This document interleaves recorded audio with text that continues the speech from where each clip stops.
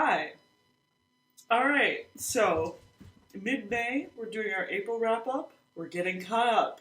We're doing booktube. I read a ton in April. I've been sort of off booktube, but I've been sort of off booktube because I have been making waves in my reading life. We have been reading up a storm to a point where I don't really quite remember what I was reading at the beginning of the month, so this is going to be a whole exciting trip down memory lane for all of us. So in the beginning of April, I read The Unreality of Memory by Elisa Gabbert. This is an essay collection that I actually moved through quite quickly. Normally, it takes me a couple months to read an essay collection because it's something that I dip in and out of in between other reads or just when the mood strikes. But I found this one very compelling. It's a collection that mainly focuses around very dark topics. In general, there's a lot of essays about natural disasters. There's one about 9/11. Death is a big concept in there.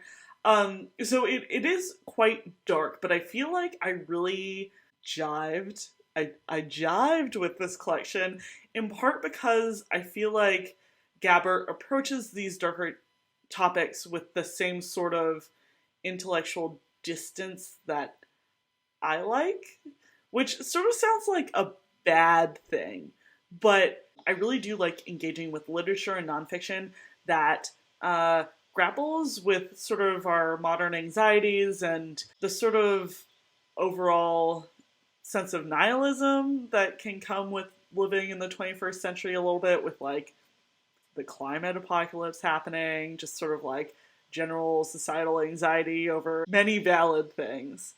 I do like books that engage with that, but it can be hard to find nonfiction that engages with those topics but doesn't get completely bogged down in the whole we're fucked emotion. So these essays were quite dark, but I did really think that they hit this note of talking about dark concepts, but with a certain level of intellectual remove. But I'm on a tangent. So, anyways, all that being said, I liked the topics. It is a dark essay collection, but I found it very interesting. And I haven't gone through and like, I sort of have a post-reading annotation process that I do that I think I might outline at some point. So I haven't really done that for this book yet, but I really did enjoy it, and it gave me a lot to think about, and I highly recommend it. I think that you can find some of these essays online without actually buying this book, and I think I gave it 4 stars overall. Again, some of these books that I read early in the month, I don't have a very good memory of. It was a long time ago, okay?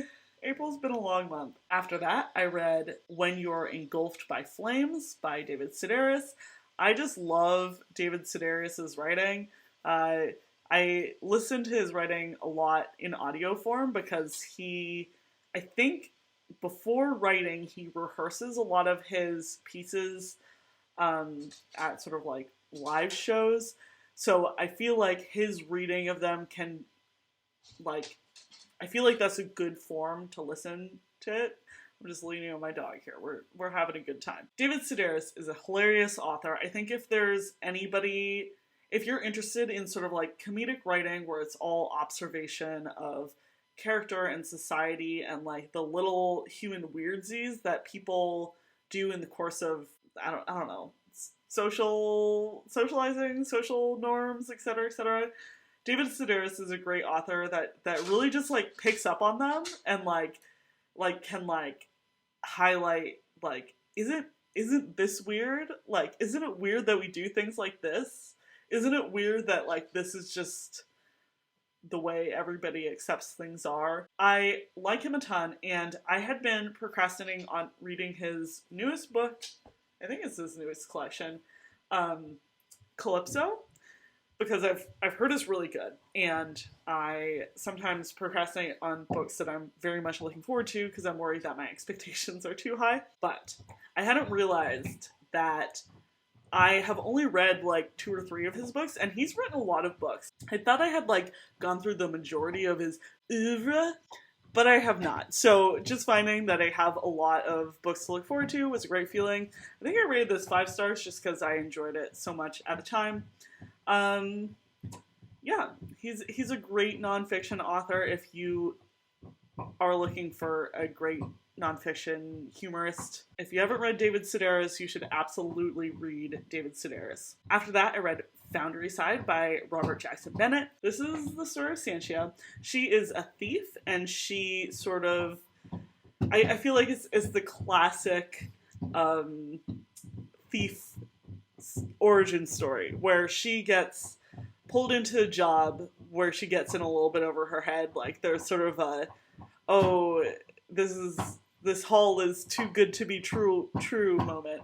But basically, she, in the beginning of the book, is out to steal a package, and she doesn't know what's in the package, but of course she opens the package, and it's a key. And she's like, wow, it's a key, what's up? But the key can talk to her, and then some more stuff happens.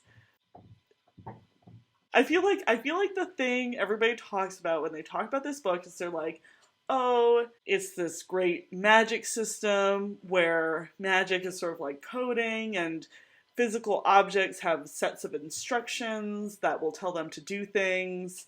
Like, you can mess with gravity by saying like, oh, gravity points that way, or like, gravity is 5 times more than it actually is, and make things change their motion in that way. But I do feel like the entire first book in this series, you spend figuring this out. Like, it's not really the premise if you're discovering stuff about the magic system 2/3 of the way through the book. So, sorry if I just spoiled all of it, but also, like, everybody just spoils this book at all times. Entirely. I don't know what to do about it. I feel like it very much affected the way that I read this book, because I did very much enjoy it. I thought it was pretty good in terms of characters, in terms of plot. I was interested, but I just felt like the whole book was a prologue. Things didn't really start happening until like maybe the last 50 pages of the book. Maybe it was important for setting up the rest of the series, but as a standalone book, it really didn't actually hold up very well for me. I think when I had just finished it, I rated it a 3 stars, but I think honestly now I'd probably, oh wow, I rated it 4 stars. So I felt much more positively about this, like right after finishing it, but I think I would bump this down to 2 stars. I'm not really planning on continuing with this series. Oh, do you know what? I rated this 4 stars because I went and asked Robert Jackson Bennet a question on Goodreads, because I was feeling funny, but then I was like, oh no, I've engaged with this author on Goodreads. I can't rate his book low, so I rated it. I inflated his rating. I'm sorry, I'm not a moral book reviewer. You can buy my reviews. I'll come back to you with some pricing. We're doing great today. Anyways, so I think I would actually rate this a 2 star overall. I'm not planning on continuing with the series, and I really like his City of Stairs series better, I think, personally. A lot of people like this one, so maybe you'd also like it. I don't know. This is going to be the most chaotic wrap up. If you want a more straight-laced review of these books, you should sign up for my newsletter. Woo! Okay. So after that, I read Well Played by Jen DeLuca. This is the second in her like Ren Fair romance series, which I really liked the first book because of the setting. I didn't love the characters too much. This one, I love the setting, and also the characters were great, and also I feel like the plot was pretty good. So yeah, I think this is like a 4 stars. Basically, the premise of this book is that the protagonist, whose name I totally forget, has like a sort of casual summer hookup with the main lead singer in this band, and this is at the Ren Fair because what a great setting. But at the end of the summer, she's like, oh, well, maybe this could be something more. Maybe I should text this guy. And she gets into a conversation with this guy. And it turns out that she's not talking to who she thinks she's talking to, which I think is pretty obvious early on, so not a spoiler. That is obviously, like, there's tension there, right? Because you know at some point this guy's, like, catfishing, basically, is going to be revealed, and you're stressed about it. I don't know. I thought it was all, it was well done, you know? Romance-wise, I literally remember nothing. So, it couldn't have been so much to write home about. So, yes, I don't know if that makes this a 3 or 4 stars. Star ratings are reductionist anyways. We'll give it one hot chili pepper and 3 nail bites and 4, I don't know what a good emoji is for, like, romps. Like, oh, we're romping. Also, I don't think there's a nail biting emoji, so what are we really doing here on this channel? Okay, cool. After that, I read Sex Object by Jessica Valenti. Valenti is a pretty famous blogger. I think that she runs Feministing, which was definitely one of those blogs that I read in the mid-2000s when I was, like, having my feminist awakening or whatever. Like, I think she's a very important person in that sort of, like, .com era feminism is cool again thing. But this is a memoir about sort of her experiences growing up working class in the Bronx and her experiences with men throughout her life. And at times it can be a bit grueling. I do think that this was a bit of a preaching to the choir book in that I am familiar that men do bad things to women. Being a woman, I have not had the same experiences as Jessica Valenti, but a lot of what she talked about was very familiar to me. So in that respect, it was a little bit of a grind, but then I always feel icky being like, oh, I didn't enjoy your memoir. Like, okay, it's her experiences. I'm sure this would be a very important book for certain people to read. I just feel like, given who she is and who it is marketed to, and those sort of contextual bits, I don't think that it ended up in the right people's hands. You know, like, I feel like everybody who's actually going to read this book is very familiar with the problems outlined in this book. But, you know, whatever. It was good overall. It was interesting. It was short. I think I rated it 3 stars. Or maybe I didn't rate it because I generally don't like to rate memoirs because it feels weird. Except if I love it, which is what happened next. So after that, I read Persepolis by Marjane Satrapi. So this is the story of Marjane's childhood and her experience during the Iranian Revolution and before and after. And I think when the revolution happened, she was around 10. So it's actually a very interesting look at that moment in history, because on one hand, you have her grappling with these larger political forces and the larger moment in history, but also it is very much still in the point of view of a 10-year-old. Sorry. I'm just too lazy to hold up books now. It's so much work. Anyways. So, at the same time that it's, like, talking about these very serious topics, Satrapi is 10 when it's happening, and you still, she does a very good job of, like, keeping that point of view where it's really a child grappling with these larger political forces. And so on one page you're talking about her uncle who gets, like, tortured and killed for, like, political activism. On the next page, she's talking about how she's trying to get, like, a Black Sabbath poster on the black market because that's, like, what she cares about right now. So I mean, this is not news to anybody, but this is a really wonderful book, and I rated it 5 stars, and I highly recommend you read it if you haven't read it yet. Okay, cool. That was one of the best ones I read in April. For sure. We're not even close then. Okay. After that, I read Dearie by Bob Spitz. This is a biography of Julia Child, and it was very, it was just sort of fun. I definitely didn't know as much about Julia Child before as I do now. My entire context for her life and existence was from Meryl Streep in, what was it, Julia and Me? Is that the movie about the lady cooking her way through the cookbook, and it's Meryl Streep and Amy Adams has terrible haircuts throughout the whole thing. Am I remembering this correctly? I think she just, like, the styling on that was real bad, but maybe it was just the mid-2000s. Anyways, that was my context. I, don't feel like I really needed to read this much about Julia Child, but it was very interesting hearing about her life, and I always love reading about late bloomers. Like, she didn't really get her start in, like, the culinary world until I think her late 30s or early 40s, which is great. It's just always nice to see people finding their passions later in life and just following them, and she just seems like such an interesting character.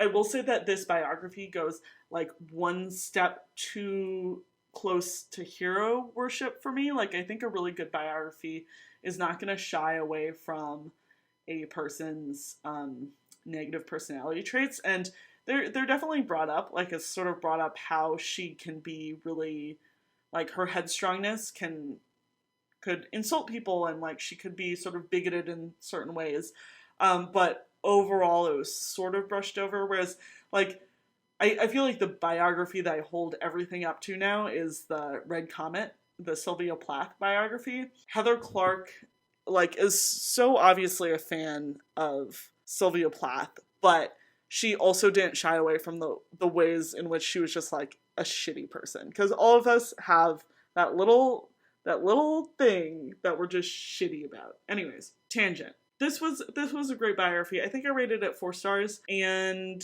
yeah, I did not know quite as much about Julia Child, and loved getting to know her.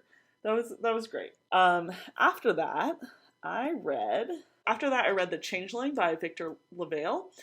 So this is the story of a couple in New York who have just had a child, and the mother is convinced that her child has been swapped, and the dad is not so convinced.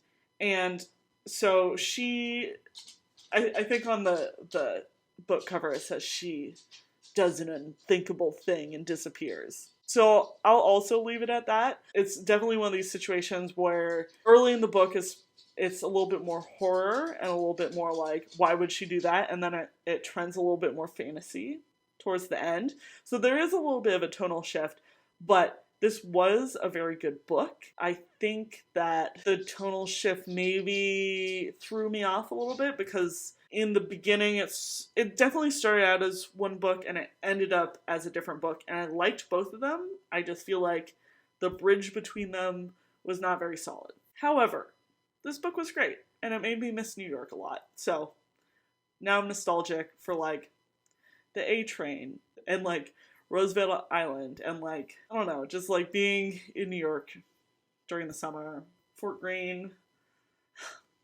whatever. I miss it. Okay, cool. I rated it 4 stars, I think. Do ratings have any meaning in my life? Probably not. Alright, after that I read Spinning Silver by Naomi Novik. This is a reread, and I think this might be the first reread of the year for me, which is wild. But I will fact check myself. This is one of my favorite fantasy novels, I think, probably of all time. I've only read it twice, but basically this is the story of a girl, Miriam, and she lives in sort of a Russian-inspired fairy tale land, and she's Jewish, and her family is persecuted for their Judaism. And yes, is that the plot? No, it's not the plot. That's not the plot. Anyways, so she's the money collector's daughter, but her father is not actually a very good money collector, so they're very much struggling, and she sort of takes over the family business to take care of her family. And she is going through the woods one day and is basically bragging about her talents as a money collector and says something like, I can turn silver into gold. And the Stark, who are sort of like a winter elf type of people, overhear her and say like, oh, you can do this for us. So it's like a fantasy novel that is based off of Russian folklore, and it brings threads of different stories together in a very interesting way. And yeah, it's just a story about like owning your power and doing it yourself. And like, I don't know, it's just like definitely a feel-good read for me. And yeah, there's some romance in it. It's not very heavily romantic, which for me is good. I like it. I like it there in the background. I like it when the characters have other more important things to do, but it's just like, oh, that's gonna happen probably, but like we have shit to deal with. So yes, 5 stars. I very much enjoy this book. I wish more authors wrote standalone fantasy novels, because it works so well when things wrap up at the end of the book and you're like, ah. Okay, so my computer died and now we've entered the snacking part of the evening. So, you know, we're just doing our best. Okay, but we're almost done. I think I was just wrapping up Spinning Silver, which is a great book and I love it. 5 stars. Go read it if you haven't read it. Again, this is a popular opinion, so hanging with the mainstream. All right, after that, I read Monuments Men by Robert M. Edsel. The Monuments Men is about the basically like half dozen dudes in World War II who were in charge of making sure that artwork was being protected as the Allied forces were pushing back the Germans. So apparently, things I didn't know, but apparently organized looting of art and personal art collections and art museums was a very integral part of the Nazi strategy. So like as they were taking over regions, they were like systematically removing art from homes and museums, and either it went to Hitler himself or it was sort of like stockpiled in various locations. So this is the story of the couple American soldiers and art people who were in charge of making sure that this art came back undamaged.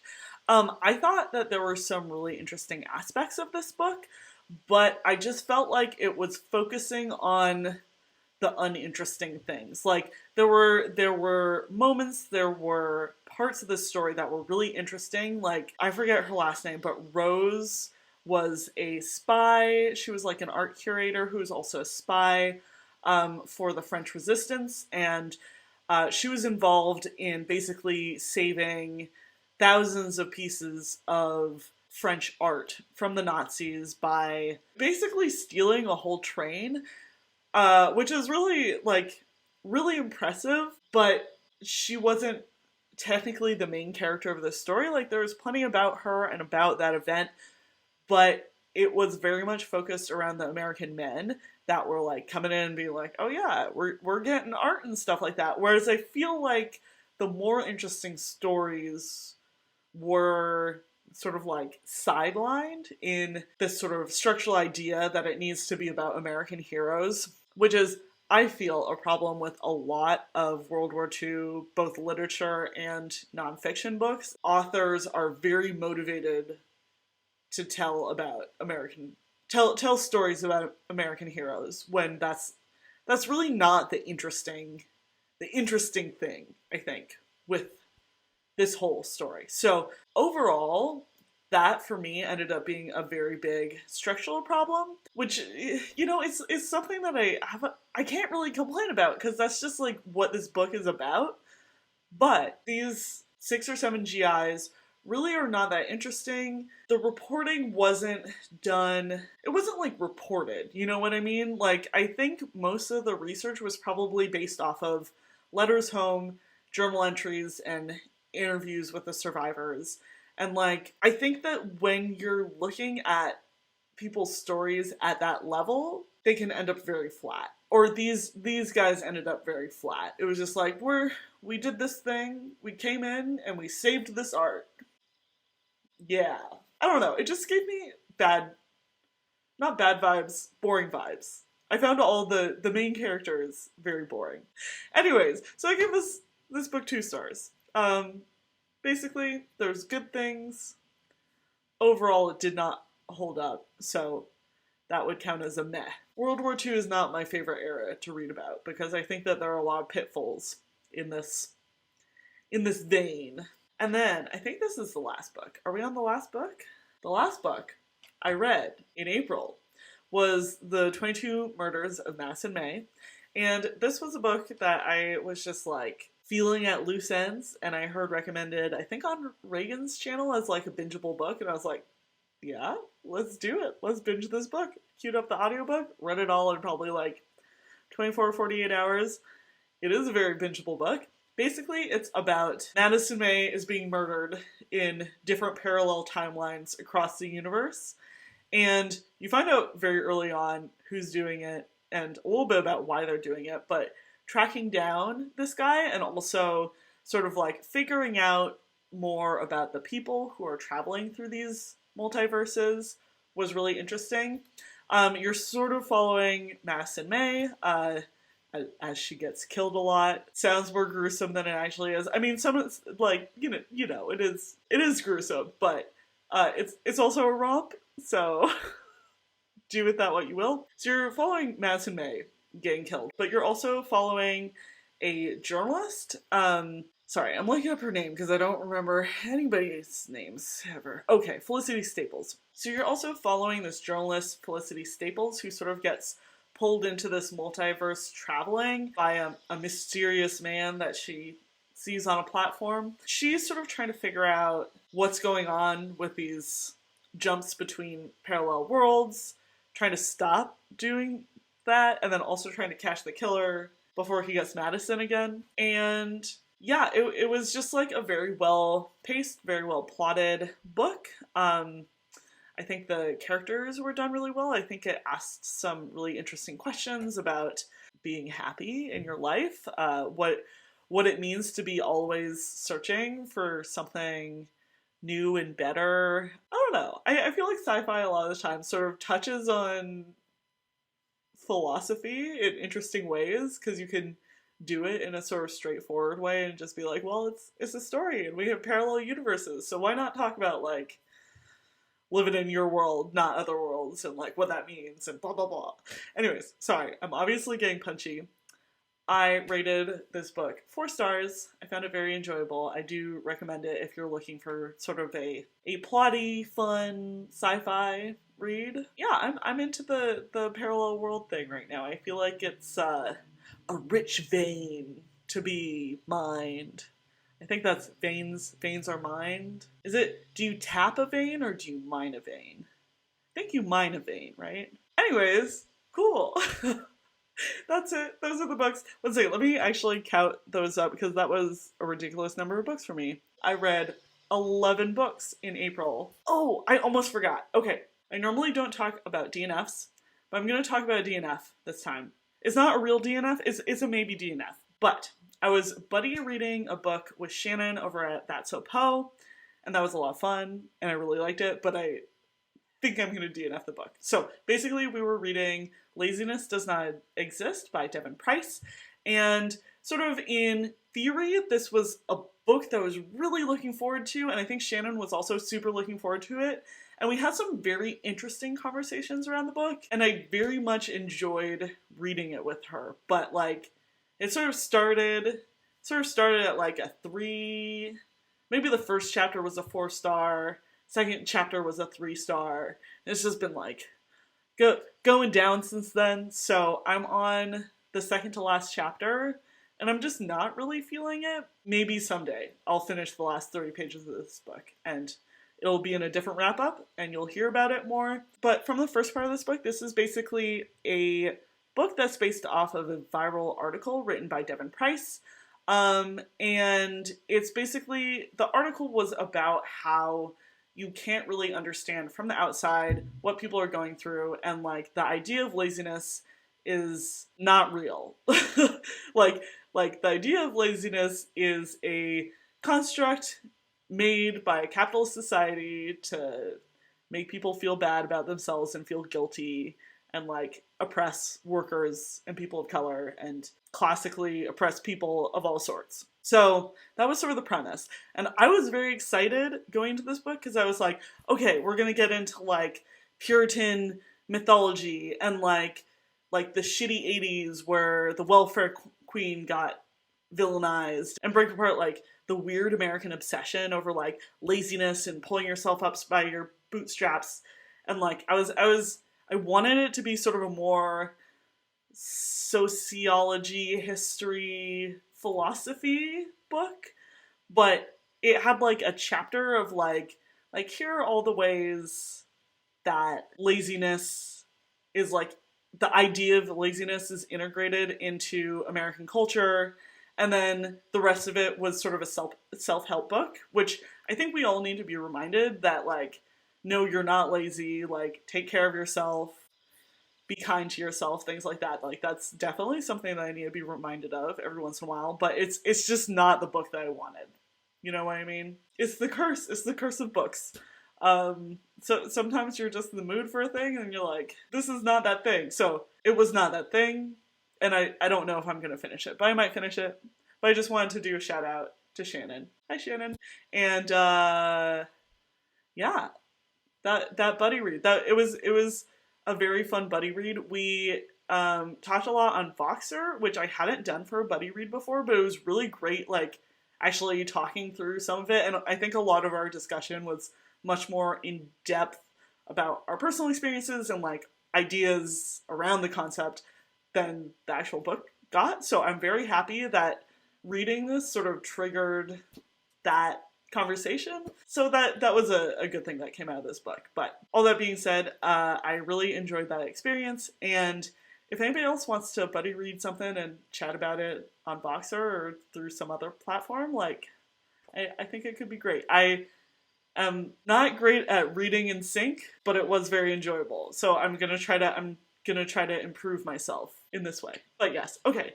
Now that's really it. So I guess I talked about 12 books.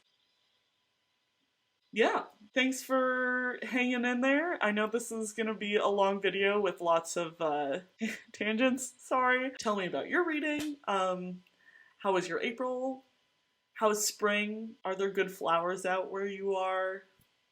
I don't know. Just let me know. Well, that's it. And I will talk to you guys next time. Bye.